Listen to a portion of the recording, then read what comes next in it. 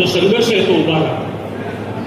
दादासाहेब रुपवते असतील, प्रभाकरराव रुपवते असतील, यांच्या चळवळीतून काँग्रेसच्या माध्यमातून ते या ठिकाणी राजकीय चळवळ त्यांनी उभी केली. पण त्यांचा राजकीय चळवळीचा पिंड नव्हता. त्यांचा जो पिंड होता तो सामाजिक चळवळीचा होता. अशोक गायकवाड म्हणजे आंदोलन, अशोक गायकवाड म्हणजेच अन्याय अत्याचार विरोधात लढणारा काबीर सैनिक, अशा प्रकारची त्यांची इमेज होती. या जिल्ह्यात जे काही राजकारण झालं त्या राजकारणामध्ये अशोक गायकवाडला सोडून वजा करून एकटे राजकारण त्या ठिकाणी झालेले नाही. अकोल्यात पिचड असतील, बांगरे असतील, संगमनेरला थोरात असतील, लोणीला विखे असतील, काळे असतील, कोल्हे असतील, ससाणे असतील, आपल्या नवीन याचे शेवगावचे पातळीचे राजळे असतील किंवा शेवगावचे फुले असतील, गडाख साहेब असतील, नगर शहराचे अरुण काका जगताप असतील, योर्धामध्ये असणारे राठोड असतील, ही सर्व मंडळी असतील, दक्षिणेतले असतील, पाचपुते असतील, म्हणजे प्रत्येक तालुक्यातल्या राजकारणातले अशोक गायकवाडांची बैठक होती. अशोक गायकवाडांना मानणारा बहुजन समाजाचा त्या राजकारणातला सर्व नेते होते. पवार साहेबांपासून राहुल गांधी, राजीव गांधीपर्यंत त्यांचे संबंध. उद्धव ठाकरेंना जाऊन भेटून त्या ठिकाणी चर्चा करण्याची असा एक नेता नाही महाराष्ट्रात. का राष्ट्रवादी काँग्रेसचे दिलीप वळसे पाटील असतील, ही सर्व मंडळी अशोकराव गायकवाडांना भेटायची, दादाभाऊ कलमकर असतील, कडिले साहेब असतील, ही सर्व मंडळी अशोक गायकवाडांशी विचार विनिमय करायची, राजकारणाची चर्चा करायची. हे सर्वांनाच भाग्य लागतं अशातला प्रकार नाही. प्रशासनातला त्यांचा वचक आणि दांडगा अनुभव होता. या जिल्ह्याचे कलेक्टर असतील, SP असतील, CO असतील, प्रत्येक पोलीस स्टेशनचा पोलीस अधिकारी असेल, या सर्वांना त्यांचे एवढा धाक असल्यासारखा असायचा, त्या चळवळीचे मालक असल्यासारखे होते. अशोक गायकवाडांनी ज्या माध्यमातून त्या जिल्ह्यात संघर्ष करून आंदोलन केली, मग आमचं कुंताब्याचं आंदोलन असेल, नामांतराचं आंदोलन असेल, मंडळ आयोगाचा लढा असेल, या सर्व लढ्यामध्ये विद्यार्थ्यांचे शिष्यवृत्तीचे प्रश्न असतील, आमच्या साहित्य संमेलनामध्ये आठवले साहेबांना आम्ही इथे नालेगावमध्ये झालेल्या साहित्य संमेलनाच्या केसेस आजही आमच्यावर चालू आहेत असं आम्हाला समजतं. म्हणजे या जिल्ह्यातले जे काही सामाजिक आंदोलन झाले, राजकीय आंदोलन झाले, शैक्षणिक आंदोलन झाले, या प्रत्येक ठिकाणी त्या ठिकाणी अशोक गायकवाड असणार होते. प्रभाकरराव रुपवते साहेबांबरोबर काम करत असताना त्यांनी याच्यामध्ये जिल्हा परिषदमध्ये पण काम केलेलं आहे. म्हणजे या प्रशासनाचा एकदम उत्तम दांडगा अनुभव. कार्यकर्त्यांचं एक वैशिष्ट्य असतं, कार्यकर्त्याला समाजातल्या प्रश्नासंदर्भात बोललंच गेलं पाहिजे असतं. जर तो बोलला नाही, त्यांनी जर व्यक्त होत झालं नाही, समाज त्या ठिकाणी तो टीकेचा धनी होत असतो. तो कोणताही विषय असू द्या, सामाजिक विषय असू द्या, राजकीय विषय असू द्या, राजकारणामध्ये ते रमणारं म्हणलं. अशोक गायकवाड एक बंडखोर वृत्तीचा माणूस होता, आंबेडकरी चळवळीच्या बंडखोरीच्या स्वभावाचा. त्यामुळे कोणत्या पक्षात तो थांबलं असं काही नव्हतं. पण आठवले साहेबांचं त्यांचं व्यक्तिगत नातं होतं. साहेब कधी भेटले तर अशोकचं काय चाललंय, अशोक गायकवाड इकडे तिथे कधी गेले असतील, परंतु जाण्याचा जो काही कालखंड होता तो 2 महिन्याचा, 3 महिन्याचा, 4 महिन्याच्या पलीकडे नव्हता. राष्ट्रवादीत गेले असतील, शिवसेनेत गेले असतील, आम्ही बहुजन क्रांती मोर्चा ठिकाणी काढला, आप्पासाहेब गायकवाड आहे, सुरेश भाऊ असतील, आपला हे सर्व मंडळी, नगर शहरातले अजय साळवे असतील, 15 लाखाचा मोर्चाचं नियोजन अशोक गायकवाडांच्या माध्यमातून आम्ही त्या ठिकाणी केलं. लोकलित मराठा क्रांती मोर्चाच्या विरोधात ज्याकडे मोर्चे निघाले बहुजन समाजाचे, ते मोर्चे काढण्यामध्ये अशोक गायकवाडांचा या जिल्ह्यात मोठा वाटा. मला सांगण्याचा उद्देश असा आहे, माझा एक सहकारी, माझा एक बंधू भाऊ, का जो दिवसातून आम्ही 2 वेळा तरी फोनवर बोलायचं.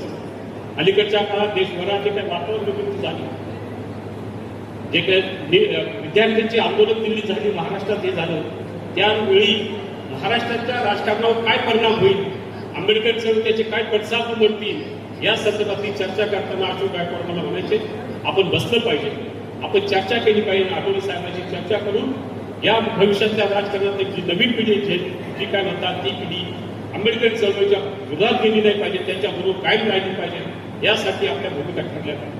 पण अशोक गायकवाड असा कार्यकर्ता म्हणून नव्हता. सकाळी 10 वाजता निघाल्यानंतर रात्री कधी घरी येईल हा भरोसाच नव्हता. रात्रंदिवस 24 तास अशोक गायकवाड सर्वांना उपलब्ध होते. कुठे अन्याय अत्याचार होऊ द्या, कुठे कार्यकर्त्याचे काहीतरी प्रकरण घडूया, अशोक गायकवाडला फोन केल्यानंतर त्या ठिकाणी अशोक गायकवाड रात्रीचे 12 वाजले तर 2 वाजून त्या ठिकाणी जात. हे अशोक गायकवाडांचं लढाऊ कार्यकर्त्यांचं जे स्वरूप होतं, तो नेता नव्हता, तो आमदार खासदार मंत्री जो होऊ शकला असता, एवढी त्याची कॅपॅसिटी होती अशोक गायकवाडांची. परंतु कार्यकर्ता म्हणून त्याच्या अशोक गायकवाडांचं हे होतं, जे वलय होतं, त्याची जी लढण्याची जिद्द होती, ती जिद्द निश्चितप्रमाणे दलित पॅंथरच्या माध्यमातून, आठवले साहेबांच्या माध्यमातून निर्माण झाली. आठवले साहेबांविषयी प्रचंड आकर्षण, प्रचंड प्रेम असलेला माणूस. आम्ही कधी कधी बाजूला जर गेलो असतो तर आठवले साहेबांच्या बरोबर राहण्याची भूमिका होती. गेले काही मागच्या निवडणूक ते बाजूला गेले होते, परंतु आम्ही त्यांना सांगितलं आपल्याला निळ्या झेंड्याखालीच काम करावं लागेल, आठवले साहेबांसोबतच राहिलं पाहिजे. आमच्या कालपर्वाच्या शेवटच्या कार्यक्रमाची त्या ठिकाणी आमची चर्चा झाली का अशोक गायकवाडांना कोणत्या पदावर घेतलं गेलं पाहिजे. आम्ही सांगत होतो की अशोक गायकवाड हा एक प्रवक्ता नावाचा जो प्रकार असतो राजकीय पक्षामध्ये, अशोक गायकवाड हे प्रवक्ता पदाला असतात. पक्षाची राजकारणाची दिशा देण्याचं काम आणि विचाराची दिशा देण्याचं काम, तुमच्या भूमिका मांडण्याचं काम निश्चितप्रमाणे त्या ठिकाणी होईल. त्यांचे पत्रकारांचे अत्यंत चांगले संबंध, कधी पण त्यांनी पत्रकारांना बोलवल्यानंतर त्या ठिकाणी सगळं. अशा अशोक गायकवाड आज आमच्यात निश्चितपणे रिपब्लिकन पक्षाची मोठी हानी झाली, जिल्ह्याची मोठी हानी झाली. या जिल्ह्यात विशेषतः शहरामध्ये कार्यकर्ते लढतात, त्या लढणाऱ्या कार्यकर्त्यांच्या पाठीशी राहण्याचं काम अशोक गायकवाडांनी केलं. त्यांनी कधी गट पाहिला नाही, कोणत्या पक्षात आहे ते पाहिलं नाही. समाजाचा माणूस म्हणून त्यांना ताकद देण्याचं काम केलं. समाजातल्या माणसाला निवडून येण्यासाठी जे काही त्या ठिकाणी काम करावं लागतं, वेळप्रसंगी त्या भूमिकेला उलट घालून त्या ठिकाणी काही गोष्टी केल्या. याविषयी अशोक गायकवाडांबरोबर एक वेगळ्या स्वरूपाचं एक कार्यकर्त्यांचं मोह त्या ठिकाणी निर्माण झालं होतं. अशा अशोक गायकवाड गेला. निश्चितप्रमाणे आपल्या सर्वांचं अत्यंत खूप मोठं नुकसान झालेलं आहे. पण अशोक गायकवाडांनी घालून एक धडा आपल्याला दिलेला आहे. तुम्ही समाजाच्या प्रश्नावर संघर्ष करा. राजकीय भूमिका एखाद्या वेळी कमी जास्त होत असतील, परंतु समाजाच्या लोकांच्या प्रश्नासाठी आपण एकसंघ राहिलं पाहिजे. म्हणून त्यांनी अलीकडच्या काळात जे काही इथे उपवर्गीकरणाच्या लढ्याच्या संदर्भात चालू होतं, लढा हे ऊर्जेचे चालू होते, या संदर्भातली भूमिका घेऊन ते गावागावात फिरायला निघाले होते. जिल्ह्यात शहरात सर्व होतं. अचानक त्यांना त्या ठिकाणी त्रास झाला आणि त्या ठिकाणी जे काही नियोजन 9 तारखेचं आजचंच नियोजन मोर्चाचं होतं, त्या मोर्चाच्या नियोजनाच्या आपल्याला सुरू केलं.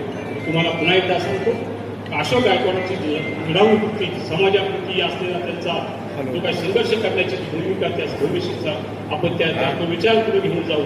अशोक गायकवाडांबरोबर त्याचं कुटुंब, त्याच्या सर्व त्यांच्याशी पाठीशी उभं राहून या निमित्तानं दक्षिणचे अध्यक्ष सुनील साळवे असतील.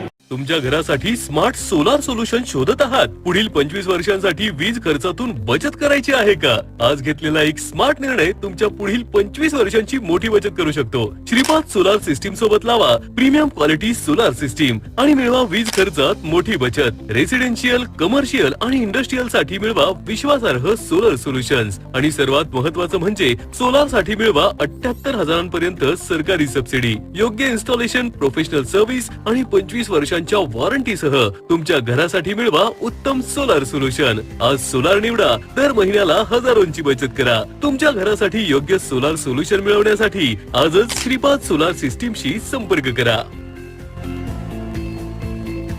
50 वर्षांची परंपरा, शेतकऱ्यांचा श्वास, ग्राहकांचा विश्वास. दादा दूध द्या. हे घ्या.